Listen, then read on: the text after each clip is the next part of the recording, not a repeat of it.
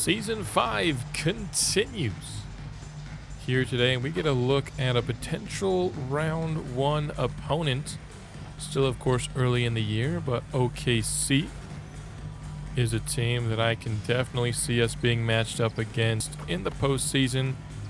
And it's a team that got a very encouraging offseason progression. A lot of the players outside their top 3 got pretty significant jumps. Now, it hasn't translated on the record yet. They're just floating above 500. I don't know why OKC has struggled so much in sim really throughout this series, but we get a look at them. They've always played us very tough, and we'll see how we can match up against them tonight. And getting things started off, Thomas Sorber gets a block on Will Burke inside. Burke really thought there was a foul there to be called, but off the inbound, Greg Weber stripes home a 3 to start off the scoring for this game. Jaden Ivey trying to respond and does off a screen. Nixon going the other way, tries to feed it to Burke, but the defense got back in time, and it's just a mistake. It's going to give OKC an easy bucket inside. Sorber in the post, and good help defense by Irving coming over, but he just couldn't quite get a hand on that ball.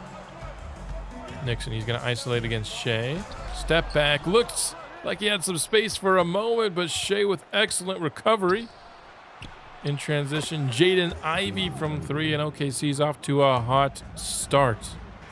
They're getting a lot of blocks and steals, turning them into points.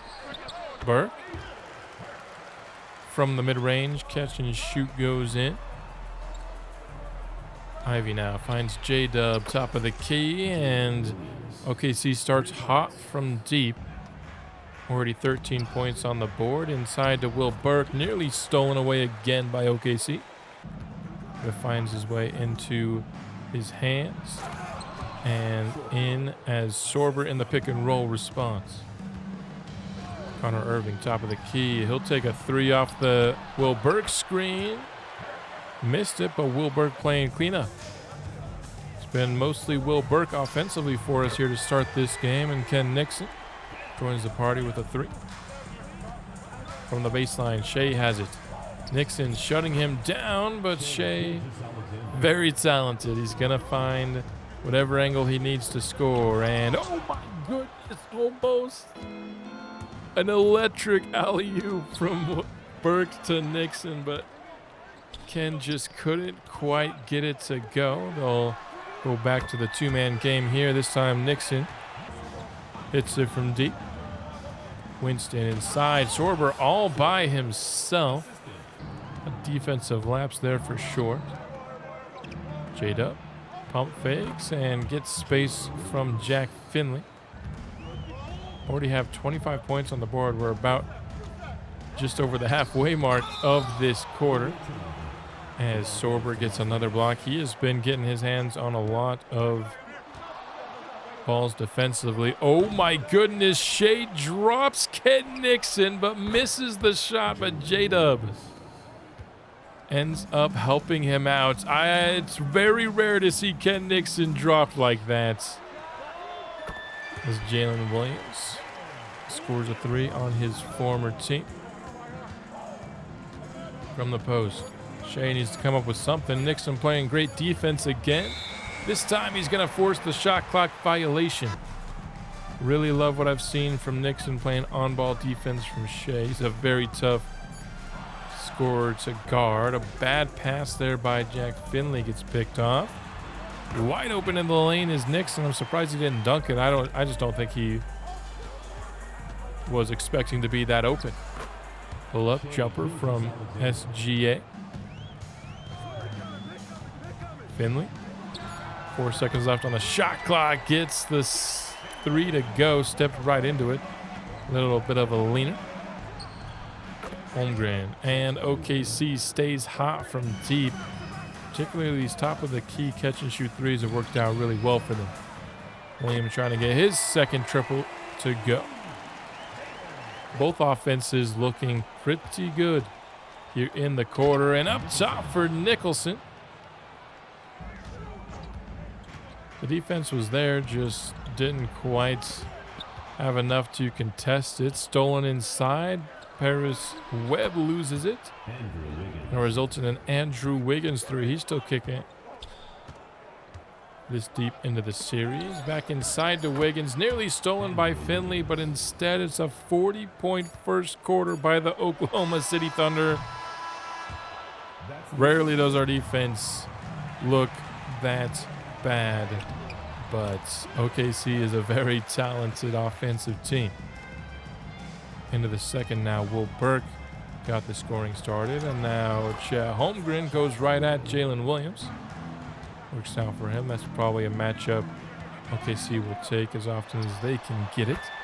Weber off the Will Burke pass. Drills another three. He got the game started from nearly the same spot. Finley, he'll get a screen from Will Burke. He's going to pull up from three off the catch. Got ourselves a 45-40 ball game. The offenses stay hot here to start the second quarter. And it's been mostly Chet doing the damage here for OKC, but Jack Finley got Jaden Ivey to stumble on the drive. Pulls out an excellent dunk. Doing an excellent Anthony Simons impression there. This time the hop step layup. A couple of great sequences from the second-year guard. Paris Webb on a block going at J-Dub. Weber in transition. Able to slam it around Chet Holmgren. A great pass from Will Burke there. Weber going at the defense again. This time it's Ken Winston who gets postered. That's definitely the defensive matchup that we can take advantage of for OKC. Most of their players are very strong defenders, but Ken Winston is not. He's very gettable. Burke with the left inside. OKC not really playing a true center right now, so we should be able to get inside with ease, and we do again there with Ken Nixon. And this game is tied up 56 apiece, and a block by Burke inside.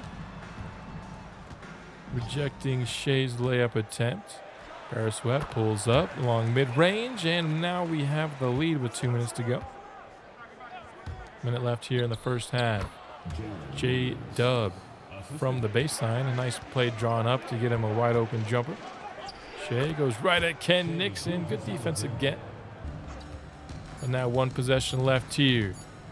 Shea and Nixon again, but the defense holds strong, and we've got a tied ball game now going into the halftime break. 60-60, allowing only 20 points. After allowing 40 points in the first quarter, the defense definitely shored up. And Will Burke being on the court for the entirety of the second quarter probably has something to do with that. Irving, not a great first half from him, but other than that, I think we looked good offensively. Just got to keep the clamps on the defensive side of things after a good second quarter. Pick and roll with Shea to start the third quarter, and the layup falls. Will Burke got a late contest, but it wasn't enough. A bad pass from Ken Nixon trying to find the rookie inside. And Greg Weber gets back on defense.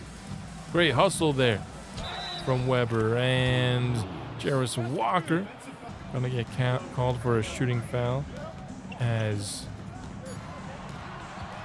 J-Dub makes the basket. Another poor pass from Nixon. Not his best game as a point guard, I will say that. Some really forced passes, but comes with the territory. A guy still kind of learning a new position, of course, now in his second year as a point guard, really. Burke left all alone in the mid-range. Can't be doing that. He's going to shoot nearly 100%. A great steal from Walker, playing the passing lane, pushes it ahead to the rookie, and finally he gets his first bucket to go. A little bit of a slow start for Irving. Maybe that can get him going a little bit here. J-Dub up to 25 points on the night off the catch and shoot triple. Walker from the free throw line. It was all alone and drills it. J-Dub step back. Had the rookie in a tough spot. coming around those screens. Nixon pushing ahead to Connor Irving, though. He slams it home with a couple of Oklahoma City Thunder defenders in the area and a great lob pass. It's Sorber an easy dunk. Wilberg, I thought he probably should have just dunked it. Instead, he'll pick up an assist. Finley looking good yet again. Continues to impress in his second year. Honestly, both of our second-year players have been impressing for the most part. Ivy, just not close enough to him was Jarris Walker. Left him space to fire it up and in from three. Ken Frozone Nixon all over Thomas Sorber on that poster slant. Trying to maybe energize this team. I mean, it was tied heading into the third quarter, but the way our defense has looked has been more comparable to the first quarter. We're just allowing way too many jumpers. OKC has a lot of good shooters just like we do. OKC now built an 18-point lead here. Just not good enough defensively, and Shed just swallows up that Jarris Walker attempt. Transition, Walker. Inside, finds Jalen Williams, who just got past Sorber for the layup. SGA has it, guarded by Nixon. It's been a great matchup to watch so far in this game, but Shea gets the better of Nixon there. Running in transition, OKC gets a basket from Chet Holmgren, and we've officially fallen down by 20 points in the game. A slam in by Jarris Walker gets a OKC timeout, but we've really just lost control of this game here in the third. Our offense has only been able to put up 20 points in the quarter. Meanwhile, we're a couple baskets away from giving up another 40-point quarter. Nicholson hits that shot. Paris Webb, a tough look with the shot clock winding down. OKC has a chance now to get that 40-point quarter. Chet will get it. 100 points given up through three quarters. We've got a very tough road to try and get back here in this game. It is worth noting, though, the two quarters that we struggled, the first and the third, were the two quarters that Will Burke misses time. And I think that's no coincidence here. We've struggled a lot with him off the court, and I don't think that's a comment on Jalen Williams. I think it's just a comment on how important Will Burke is to our winning, especially against top flight teams. I think when we're playing a lower tier opponent, we can easily get by and even continue to kind of outplay teams with Burke off the court, but he's so important to what we do, especially defensively now, that when he's off the court, you can definitely feel the difference here on this squad. I love Frozone Nixon. He's such a great scorer and honestly a very aesthetically pleasing scorer. But when it comes to impacting winning, I think Will Burke has, at this point, kind of cemented himself as our best player. Here he is trying to get our offense going as well. We've cut into the lead a decent bit. It's down to 13 until that three from Jalen Williams. Nixon left alone in the corner. Usually you expect him to make that, but Burke coming in and just, as I'm talking about him being our best player, he's been excellent here to start this fourth quarter. Our offense has certainly picked things up. We've already scored 20 points here, less than halfway through the quarter, but we're just not getting enough stops defensively to cut into this lead enough. It's really one of this Thunder team has put up one of the best offensive performances on our defense that I've seen here in honestly a couple of seasons now, I'd say. Just can't stop them. I've seen our offense struggle at times against certain defenses if they have a center that can slow down Will Burke or a guard that can slow down Ken Nixon, etc. But rarely is our defense the one that looks kind of this poor. At least for the stretch of a whole game. You've seen kind of down the stretch our inability to get stops at times, but it's usually not like a whole fourth quarter thing. We had that good second quarter where we allowed only 20 points, but other than that, OKC's really been able to get mostly whatever they want offensively. Their 3 stars, Shea, J-Dub, and Chet, have all played really well in this game. Still trying to come back, though, down to 10 points here. Really need to start getting the stops, though. We're not going to get one there. That was wide open for Chet Holmgren. J-Dub open from 3. And we came out in the fourth quarter, did a good job of trimming it down to 13, but then just really haven't been able to trim it down any further than that. I think that layup there from Shea might have just been enough to go ahead and simcast this game. I mean, it's not 100% over, but it's pretty much over with our defense. We ended up scoring really late there to turn it into a 5-point ball game. Will Burke was a rebound away from a triple-double.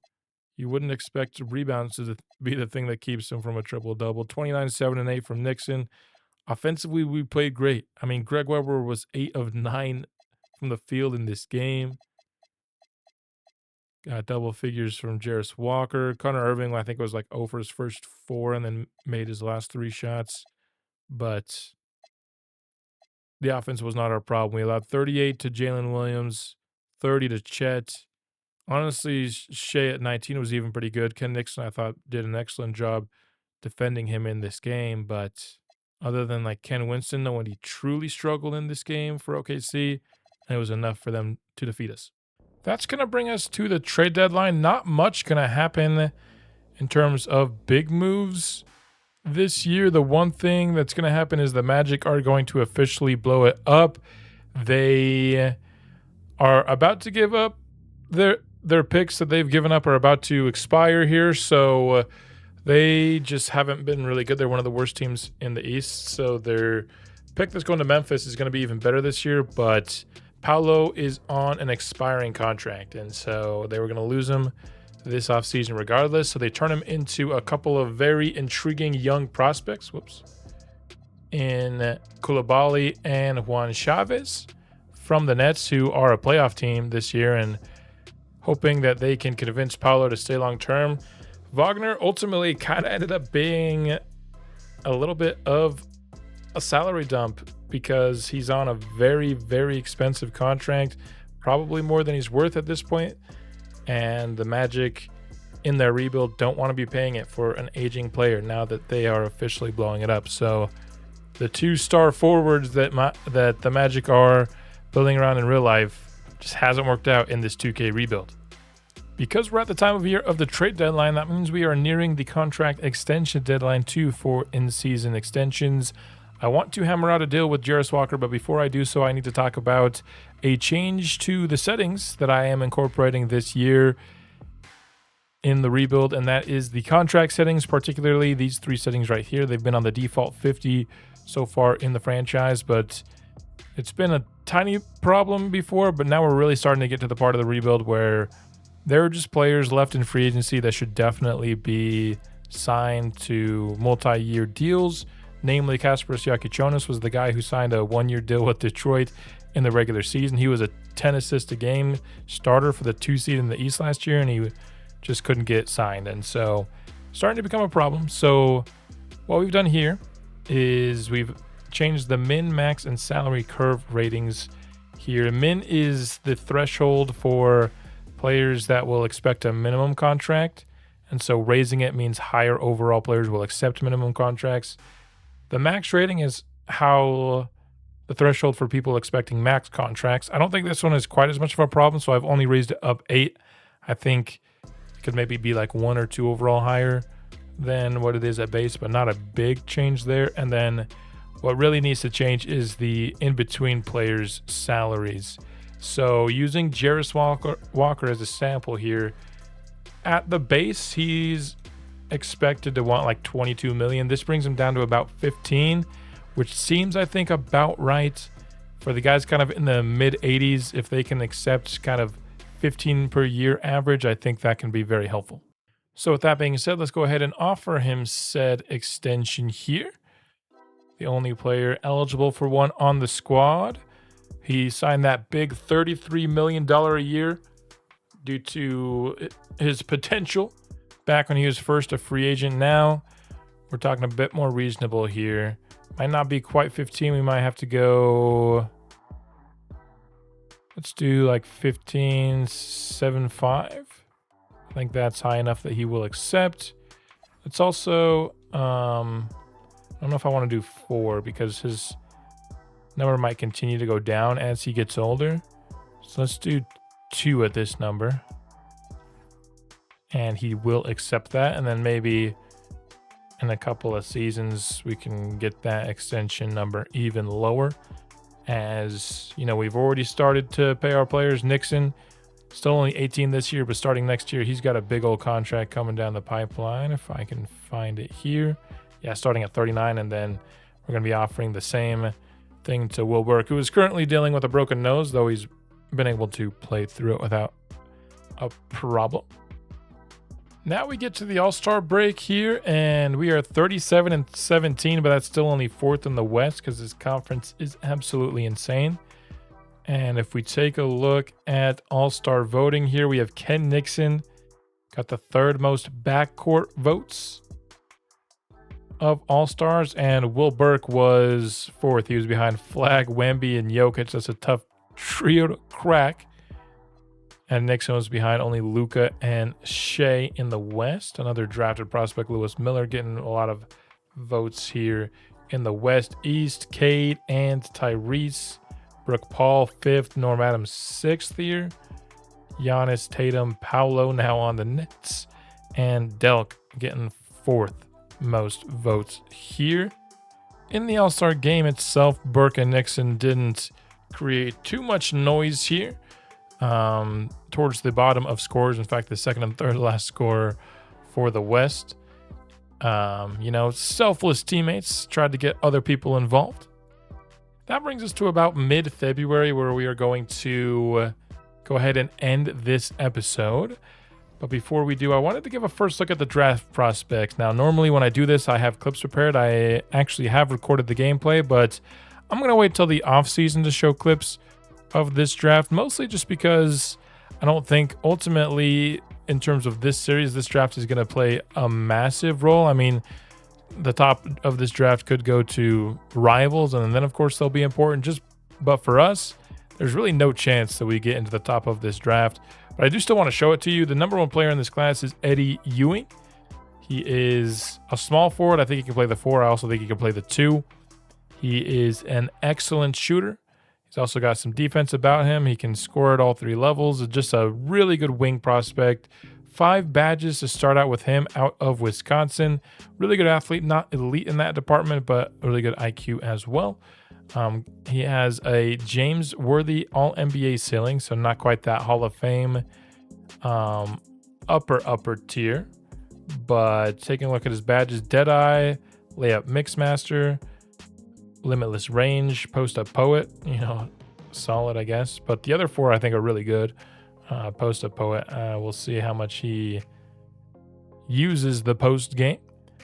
But the other prospect, I don't know, 2K is being weird. They don't have him projected that high, although if you look at where he's projected to go in the draft, he is projected to go high for 2 of the outlets.